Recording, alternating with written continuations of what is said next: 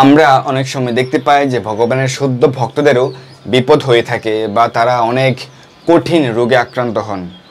তো তখন আমরা ভাবতে থাকি যে তারা তো ভগবানের শুদ্ধ ভক্ত, সবসময় ভগবানের ভক্তি করছেন, ভগবানের নাম প্রচার করছেন, কিন্তু তাদের কেন বিপদ হয়? তারা কেন কঠিন রোগে আক্রান্ত হন? ভগবান কেন তাদের বিপদ দেন? ভগবান তো তাদের রক্ষা করলে পারতেন। কিন্তু এই জড়জগৎ হচ্ছে দুঃখালয়ম, অশাশ্বত। এই জড়জগতে দুঃখ পেতেই হবে এবং জন্ম মৃত্যু জরা ব্যাধি, আমাদের যেহেতু জন্মগ্রহণ করতে হয়েছে, মৃত্যু অবশ্যম্ভাবী আমাদের জন্যে, এবং জরা ব্যাধি আমাদেরকে বার্ধক্য বা বৃদ্ধ অবস্থা আমাদেরকে গ্রহণ করতে হবে, এবং ব্যাধি আমাদের অনেক রোগ শোক জরা ব্যাধি আমাদের হবে এবং সেগুলি আমাদেরকে অ্যাকসেপ্ট করতেই হবে। এই জড়জগতে এগুলি থেকে আমরা মুক্ত হতে পারবো না। তো সেরকম এই জড়জগতে বিপদও অবশ্যম্ভাবী, প্রতি পদে পদে এখানে কণ্টকময় বিপদ রয়েছে এবং সেই বিপদগুলি থেকে রক্ষা পেতে হলে আমাদের অবশ্যই ভগবানকে স্মরণ করতে হবে। কিন্তু তখন আমরা ভগবানকে স্মরণ করি ঠিকই বিপদ থেকে উদ্ধার পাওয়ার জন্যে, কিন্তু হয়তো আমরা সবসময় ভগবানকে স্মরণ করি না, বা যখন আমরা সুখে থাকি তখন হয়তো আমরা ভগবানকে ভুলে যাই। আর সেই কারণে আমরা বিপদে ভগবানকে ডাকলেও আমরা সঠিকভাবে হয়তো আমরা ভগবানের সাড়া পাই না। তো উত্তর ভারতে নীলাম্বর নামে একজন ব্রাহ্মণ ছিলেন এবং তিনি ছিলেন সৎ ব্রাহ্মণ। তিনি সৎ উপায়ে তার জীবিকা নির্বাহ করতেন এবং তিনি সর্বদা হরিকথা শ্রবণ করতেন, কীর্তন করতেন। তিনি ছিলেন সর্বজীবের প্রতি দয়াপরবশ। তার ইন্দ্রিয়গুলি তার বশীভূত ছিল, মানে তিনি তার ইন্দ্রিয়কে নিয়ন্ত্রণ করতে পেরেছিলেন। এবং তিনি যেহেতু সর্বদা ভগবানের নাম গুণ রূপ লীলা কীর্তন করতেন, তিনি ছিলেন ভগবানের প্রতি সম্পূর্ণভাবে শরণাগত। তো একবার তার মনে চিন্তার উদয় হলো যে এই পার্থিব সম্পত্তি, এই সম্পদ, এই বিষয়বস্তু, পরিবার পরিজন, আত্মীয় স্বজন, এগুলি হচ্ছে বন্ধনের কারণ। আমি যদি এর মধ্যেই নিমগ্ন থাকি এই দুর্লভ মনুষ্য জন্ম পেয়েও, তাহলে তো আমি এই মনুষ্য জন্মকে সার্থক করতে পারবো না। আমি জানি যে ভগবান স্বয়ং দারু ব্রহ্মরূপে প্রকট হয়েছেন নীলগিরি পর্বতে। তো আমি এক কাজ করতে পারি, আমি এইসব বিষয়বস্তু বিষয় সম্পত্তি ছেড়ে আমি যদি ভগবানের দর্শনে যাই, তাহলে হয়তো আমি আমার পাপ রাশি থেকে আমি মুক্ত হতে পারবো। তো তখন সে ব্রাহ্মণ তিনি তার বিষয় সম্পত্তি সব কিছু ত্যাগ করে তিনি নীলগিরির উদ্দেশ্যে ভগবানকে দর্শন করবেন সেই উদ্দেশ্যে যাত্রা করলেন। তো যেহেতু তাকে পুরীতে যেতে হবে, তো অনেক পথ এবং তাকে এক ঘন জঙ্গলের মধ্য দিয়ে যেতে হবে এবং সেই জঙ্গল হচ্ছে অনেক ভয়ঙ্কর। তাই তিনি ভগবানকে স্মরণ করতে লাগলেন যে ভগবান আমাকে কৃপা করে রক্ষা করুন, আমি তো এই জঙ্গলের মধ্য দিয়ে যাচ্ছি, আমি পথ ঘাট ভালোভাবে চিনি না, তাই আপনি আমাকে রক্ষা করুন। এবং তিনি ভগবানকে স্মরণ করতে করতে সেই জঙ্গল কোনোভাবে পাড়ি দিলেন এবং সেই জঙ্গল পাড়ি দেওয়ার পর হচ্ছে গঙ্গা নদী, এবং সেই গঙ্গা নদী অবশ্যই পাড়ি দিতে হবে যদি তিনি পুরীধামে যেতে চান। এবং তখন ছিল বর্ষাকাল, দুকুল ছাপিয়ে গঙ্গা প্রবাহিত হচ্ছে, অনেক জলরাশি। এবং তিনি যখন গঙ্গা নদীর কাছে আসলেন তখন প্রায় সন্ধ্যা হয়ে গেছে এবং তিনি কাউকে দেখতে পেলেন না তাকে সাহায্য করার মতো। তিনি তখন ভগবানকে স্মরণ করতে লাগলেন এবং হঠাৎ তিনি দেখলেন যে একটি নৌকা দেখা যাচ্ছে গঙ্গায় এবং তাতে একজনই রয়েছেন মাঝি। এবং তিনি তখন জুড়ে চিৎকার করে সেই মাঝিকে ডাকতে লাগলেন, ও মাঝি, আপনি আসুন কৃপা করে এই তীরে, আমি ও পারে যেতে চাই, কারণ আমি পুরীধামে ভগবানের দর্শনে যেতে চাই। তো তিনি তখন মাঝিকে ডাকতে লাগলেন, মাঝিকে রিকোয়েস্ট করতে লাগলেন। এবং সেই মাঝি, যদিও তার স্বভাবজাত কর্মে সেই মাঝি ছিল জেলে, তো সেই মাঝি তখন ভাবতে লাগলো যে পেয়েছি, একজন ভদ্রলোককে পেয়েছি, তার কাছে নিশ্চয়ই অনেক সম্পত্তি রয়েছে, আমি তাকে এক কাজ করব, আমি তাকে মাঝ নদীতে নিয়ে ফেলে দেব এবং তার সমস্ত সম্পত্তি আমি হরণ করব এবং এতে আমার দিন ভালোই কেটে যাবে, আমার পুত্র পরিজন স্ত্রী পুত্র নিয়ে। তো আমি তাকে আনতে যাই, আমি তীরে যাই। তখন সেই মাঝি তীরে তার নৌকা ভিড়ালো এবং ব্রাহ্মণকে তার নৌকায় তুললো। তখন ব্রাহ্মণ তাকে বলল যে আমাকে তুমি ওই পারে নিয়ে যাও, আমি পুরীধামে ভগবানের দর্শনে যাব এবং তুমি যতটা সম্ভব তাড়াতাড়ি আমাকে তুমি নিয়ে চলো, কারণ অনেক রাত হয়ে গেছে এবং আশেপাশে আমি কোনো বাড়ি দেখতে পাচ্ছি না। তখন মাঝি তাকে নিয়ে যাওয়ার জন্য খুব জোরে নৌকা চালাতে লাগলো এবং নৌকা চালাতে চালাতে, কারণ তার মনে একটি চিন্তা ছিল যে আমি সেই ব্রাহ্মণকে মাঝ নদীতে নিয়ে গিয়ে ফেলে দিব। তাই সে তার নৌকাকে মাঝ নদী বরাবর নিয়ে যেতে লাগলো। তখন ব্রাহ্মণের একটু সন্দেহ হলো, এই পথ দিয়ে তো নদী পার হবার কথা নয়, নিশ্চয়ই মাঝির অন্য কোনো মতলব রয়েছে, সে নিশ্চয়ই মাঝ নদীতে নিয়ে গিয়ে আমাকে ফেলে দিবে। তখন সে ব্রাহ্মণ বলতে লাগলেন, হে মাঝি, তুমি কেন নৌকাকে মাঝ নদীতে নিয়ে যাচ্ছ? তুমি কি আমাকে মেরে ফেলতে চাও? তখন সে মাঝি বলতে লাগলো, আপনি ধরে নিন এবং আপনি প্রস্তুত হন যে আজকেই আপনার জীবনের শেষ দিন এবং আপনার মৃত্যু ঘনিয়ে এসছে এবং আপনার মৃত্যু হবে আমার হাতে। তো আপনি মৃত্যুর জন্য প্রস্তুত হন। এবং তখন সে ব্রাহ্মণ অনেক ভয় পেয়ে গেলেন এবং সে ব্রাহ্মণ তখন ভগবানকে স্মরণ করতে লাগলেন এবং ভগবানের কাছে প্রার্থনা করে বলতে লাগলেন, হে প্রভু জগন্নাথ, আপনি বিপদ ভঞ্জন মধুসূদন, আপনি কৃপা করে আমাকে উদ্ধার করুন। আপনি আমাকে মারবেন না রাখবেন সেটি আপনার ইচ্ছা, তবে আমি মৃত্যুর পূর্বে আপনার দিব্য জ্যোতিসম্পন্ন যে সুন্দর মুখমণ্ডল, সুন্দর নয়ন, কমল নয়ন দর্শন করে আমি যেতে চাই। এবং তিনি যখন ভগবানের কাছে প্রার্থনা করতে লাগলেন তখন ভগবান জগন্নাথ স্বয়ং সেখানে প্রকটিত হলেন। তবে ভগবান আসলেন একজন ক্ষত্রিয়ের বেশে। সেই ক্ষত্রিয় পুরুষের ললাটে বা কপালে রয়েছে তিলক এবং কর্ণে রয়েছে সূর্যের তেজরাশির মতো কুণ্ডল এবং তার মস্তকে রয়েছে চম্পক এবং কেতকী পুষ্পের দ্বারা শোভিত রাজমুকুট এবং তার বক্ষে ছিল মণি বিজড়িত লকেট এবং তিনি ছিলেন পীতবসন পরিহিত, মানে হলুদাভ বসন, এবং তার হাতে ছিল তীর এবং ধনুক এবং তিনি বাঘের মতো তীব্র গতিতে দৌড়াতে লাগলেন এবং তিনি সেই মাঝিকে উদ্দেশ্য করে বলতে লাগলেন, হে মাঝি, তুমি তীরে তোমার নৌকা তাড়াতাড়ি ভিড়াও। তুমি যদি নিজের প্রাণ বাঁচাতে চাও তাহলে তুমি শীঘ্রই আমার কাছে চলে এসো এবং এই তীরে তোমার নৌকাকে নিয়ে আসো, তুমি তাড়াতাড়ি আসো।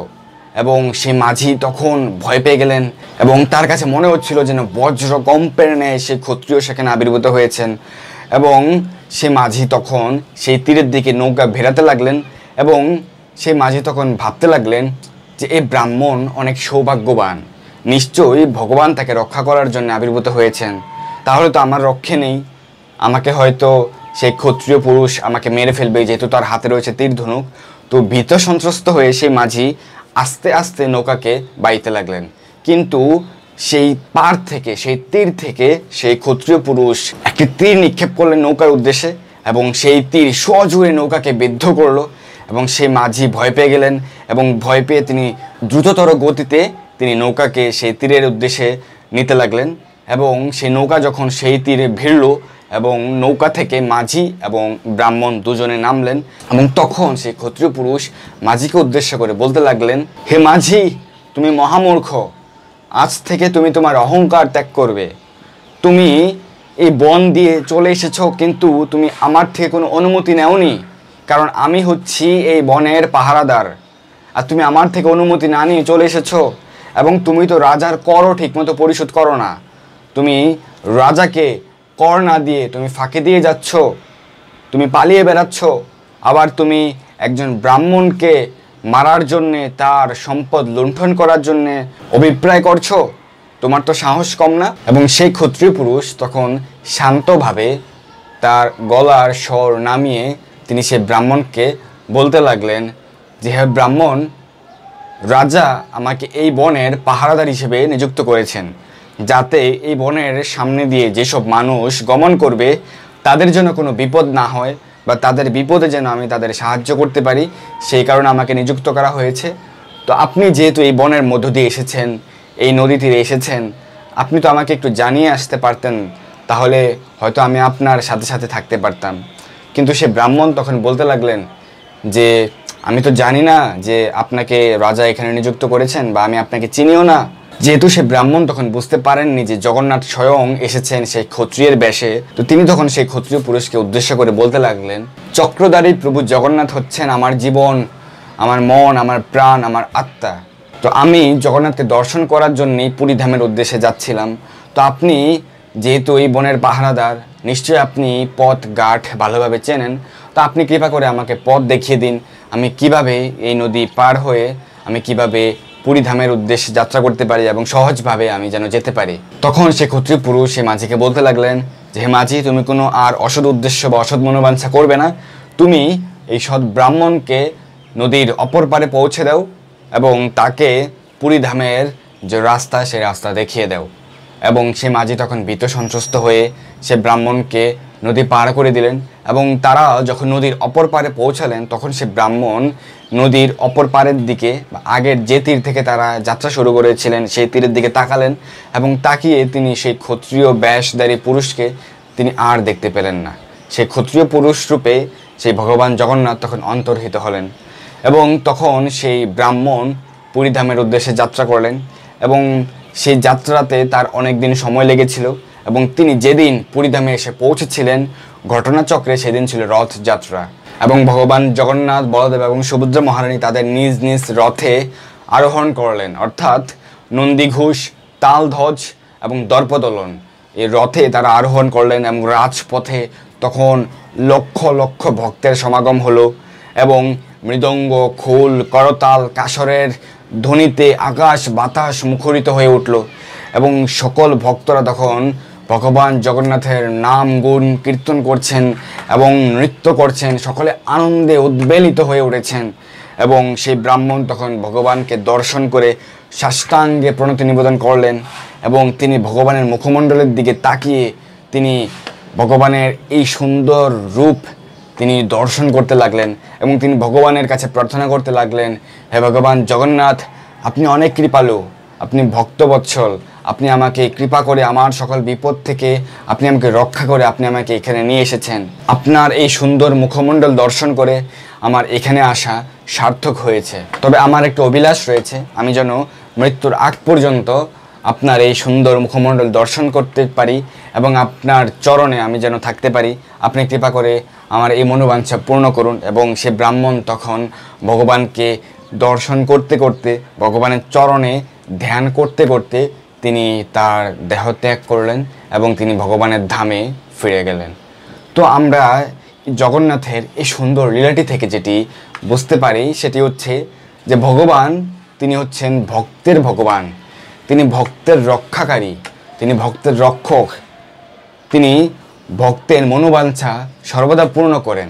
যেহেতু ভগবান হচ্ছেন শরণাগত ভক্তের রক্ষক, তাই ভগবানের চরণে আমাদের সম্পূর্ণভাবে শরণাগত হতে হবে, 100% শরণাগত হতে হবে এবং সম্পূর্ণভাবে আমাদের আত্মনিবেদন, আত্মসমর্পণ করতে হবে এবং আমাদের সমগ্র জীবনে আমাদের অভ্যাস করতে হবে। কি অভ্যাস?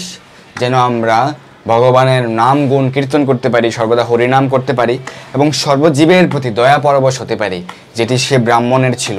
সে ব্রাহ্মণ তার জীবনে কারো ক্ষতি করেননি, তিনি সকল জীবের প্রতি দয়া পরবশ ছিলেন, তিনি সর্বদা হরিকথা শ্রবণে নিযুক্ত ছিলেন এবং তিনি সৎ উপায়ে জীবিকা নির্বাহ করতেন এবং তিনি তার ইন্দ্রিয়কে সংযত করেছিলেন। তো আমরা আমাদের জীবনেও আমরা এই গুণাবলীগুলো আমরা অর্জনের চেষ্টা করতে পারি, যেন আমরা আমাদের ইন্দ্রিয়কে সংযত করতে পারি, আমরা সকল জীবের প্রতি দয়া পরবশ হতে পারি, আমরা সরল হওয়ার চেষ্টা করতে পারি, আমরা ভগবানের প্রতি 100% শরণাগত হতে পারি এবং আমরা আমাদের জীবনের প্রতিটা সময়, আমাদের দিনের 24 ঘন্টার প্রতিটা সময়, প্রতিটা মুহূর্ত সর্বদা হরিকথা শ্রবণ, হরিকথা কীর্তন এবং হরিকথা প্রচারে আমরা মনোনিবেশ করতে পারি। এবং আমাদের আরেকটি জিনিস রাখতে হবে, সেটি হচ্ছে ভগবানের প্রতি, ভগবানের চরণের প্রতি, ভগবানের নামের প্রতি সুদৃঢ় বিশ্বাস। অবশ্যই রক্ষিবে কৃষ্ণ বিশ্বাস ও পালন, তাই আমাদের সুদৃঢ় বিশ্বাস রাখতে হবে এবং ভগবানের চরণ বা ভগবানের মুখমণ্ডল দর্শন করার প্রতি, ভগবানের চিন্ময় ধাম ভ্রমণ এবং দর্শন করার প্রতি আমাদের তীব্র আকাঙ্ক্ষা রাখতে হবে, যেন আমরা ভগবানের কৃপা পেতে পারি। আকুলভাবে প্রার্থনা করতে হবে যেন ভগবানের সেবায় আমরা মৃত্যু পর্যন্ত থাকতে পারি এবং মৃত্যুর পর আমরা যেন ভগবানের ধামে ফিরে যেতে পারি।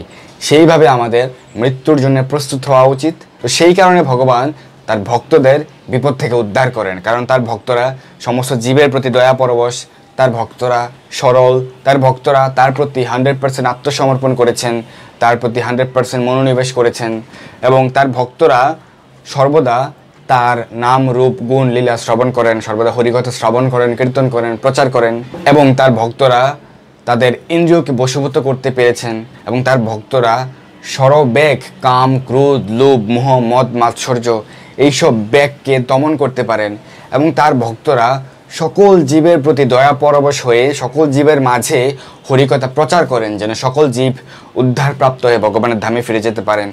সেই কারণে ভগবান সেই তার ভক্তদের বিপদেও সাড়া দিয়ে তার ভক্তদের রক্ষা করেন। তাই আমাদেরও এই সমস্ত গুণাবলী অর্জনের চেষ্টা করতে হবে এবং ভগবানের চরণে শরণাগত থাকতে হবে। তো ভালো থাকুন, সুস্থ থাকুন, আমাদের সাথেই থাকুন, সর্বদা কৃষ্ণ ভাবনাময় থাকুন। হরে কৃষ্ণ। ধন্যবাদ সবাইকে।